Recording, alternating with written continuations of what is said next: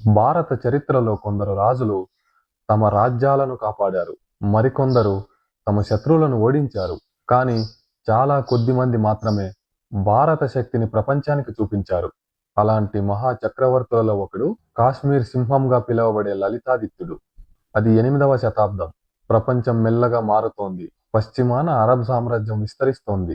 ఉత్తరాన టిబెట్ శక్తి పెరుగుతోంది. మధ్య ఆసియాలో కొత్త పోరాటాలు మొదలయ్యాయి. ఇలాంటి సమయంలో కాశ్మీర్లో ఒక యువరాజు సింహాసనం అధిరోహించాడు. ఆ యువరాజే లలితాదిత్య ముక్తపీడ.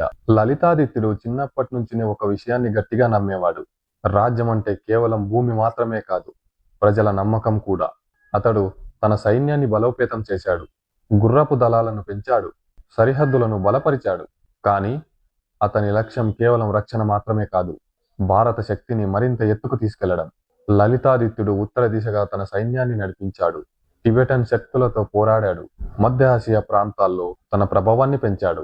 ఆ కాలంలో ప్రధాన వృత్తాంతాల్లో అతని గురించి ఎంతో గొప్పగా వర్ణించారు. కాశ్మీర్ సైన్యం మంచు పర్వతాలను దాటి అసాధ్యమనుకున్న ప్రతి ప్రాంతానికి చేరుకుంది.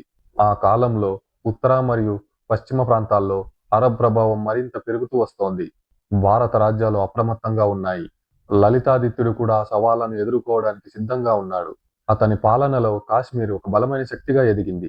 ఆ శక్తి ఉత్తర భారతదేశంలో దేశ రక్షణ కోసం ముఖ్య పాత్ర పోషించింది. లలితాదిత్యుడు ఒక మహాయోధుడుగా మాత్రమే కాదు, కళలు, నిర్మాణాలు, సంస్కృతికి కూడా ఒక గొప్ప పరిరక్షకుడు. ఆయన నిర్మించిన మార్తాండ సూర్య దేవాలయమే భారతీయ శిల్పకళకు ఒక అద్భుతమైన నిదర్శనం. లలితాదిత్యుడు మనకు ఒక పాఠం చెప్తాడు. శక్తి అంటే కేవలం యుద్ధం మాత్రమే కాదు, సంస్కృతిని కాపాడుకోవటం, ప్రజలను అభివృద్ధి చేయడం, దేశ గౌరవాన్ని పెంచడం. అందుకే శతాబ్దాలు గడిచిన అతని పేరు చరిత్రలో నిలిచిపోయింది. కొంతమంది రాజులు తమ కాలాన్ని మార్చుతారు, కానీ కొంతమంది రాజులు మాత్రం చరిత్రనే మార్చేస్తారు. ఇందులో లలితాదిత్యుడు కూడా అలాంటి మహా చక్రవర్తి.